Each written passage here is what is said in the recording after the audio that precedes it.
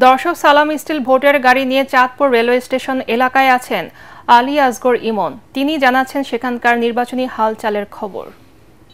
ATN বাংলার নির্বাচনী আয়োজন সালাম স্টিল ভোটের গাড়ি চলছে সারা বাংলাদেশ। আর সারা বাংলাদেশে চলতে চলতে আমি এখন আছি চাঁদপুর ৩ সংসদীয় আসনের। আমার সাথে আজকে ভোটের গাড়ির সাথে কথা বলতে স্থানীয় দুজন গণ্যমান্য ব্যক্তি উপস্থিত আছেন এবং এরা স্থানীয় ভোটার। কেমন বুঝছেন নির্বাচনের উত্তাপ চাঁদপুরে? আসলে চাঁদপুরে আমরা তো এই 17 বছর কোনো ভোট দিতে পারি নাই। আমাদের কাছে এই প্রথম দিয়ে আপনার মনে করেন ঈদের মতো লাগতেছে যে সামনে নির্বাচন হবে, সেই নির্বাচনে আমার ভোট আমি দিব। একটা ফেয়ার নির্বাচন হলে একটা গভর্নমেন্ট, একটা রিয়েল গভর্নমেন্ট আমরা পাবো।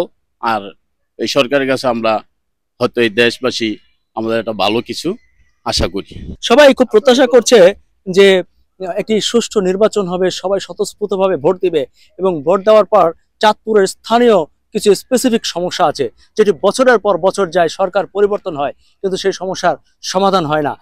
এবারে অন্তত এখানকার মানুষজন আশা করছে যে একটি সুষ্ঠু নির্বাচন হলে এবং জনপ্রতিনিধি যিনি আসবেন তিনি যদি ইচ্ছা করেন তাহলে হয়তো ব্যাপক একটা পরিবর্তন করতে পারবেন।